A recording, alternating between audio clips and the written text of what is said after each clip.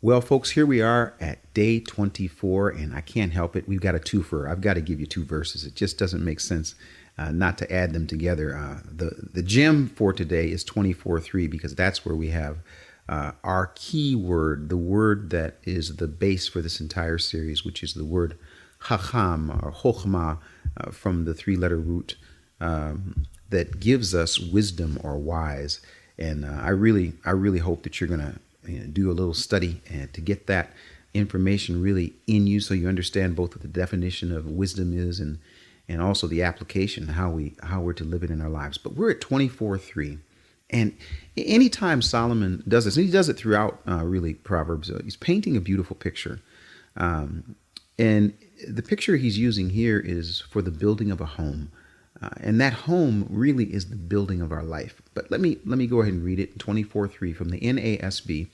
And before I read this, by the way, I hope you're still finding yourself in a place of quietness where you can hear not only what I'm saying, but more what Solomon is saying in the book of Proverbs. And then after you get a chance to hear this, you spend some time in quietness and reflection, meditation, more reading, more study, more praying, more kneeling our hearts and our minds and our bodies before our great God and King. Proverbs 24:3, by wisdom a house is built, and by understanding it is established. And I have to tell you, anytime I see the word established, I get a little encouraged, excited, inspired because of the root of that word, which is used in other places that have the significance for us for our today and our tomorrow, in fact, even for our forever.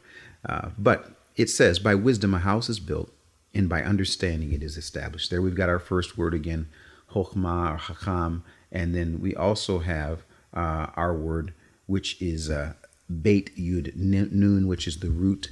And here it's actually in a different form. It's in a noun form, which is and by understanding it is established.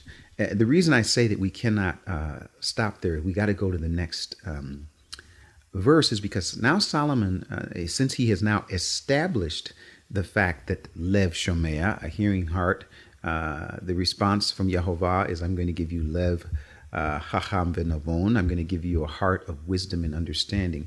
Solomon begins to add more pieces to this beautiful puzzle of what it's going to be like to apply this information into our life. And what does he do? He adds the next part of what happens once that house is built. By wisdom, it says, and by knowledge. And there's that word that we're not really focusing on right now.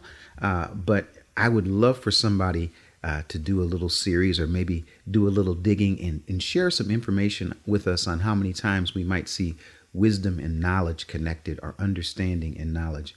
What Solomon says is once you've got that house built and understanding, it establishes it, then by knowledge the rooms are filled with all precious and pleasant riches. You know, I see so many times where people kind of turn that around and they tend to want to focus on knowledge without wisdom and understanding. And you just can't build a house that way. You know, when's the last time you saw someone try to fill up all the rooms before they knew what size the rooms were and what colors they were going to be and, length and size, all of those sorts of things. The idea is first to build the house, establish it, make sure that it's set, and then you begin to fill the room with knowledge. And knowledge is very important. We want to have knowledge. It just can't be the first thing. It's really interesting, back to this idea of something being established, being made firm or strong. That root is used 306 times.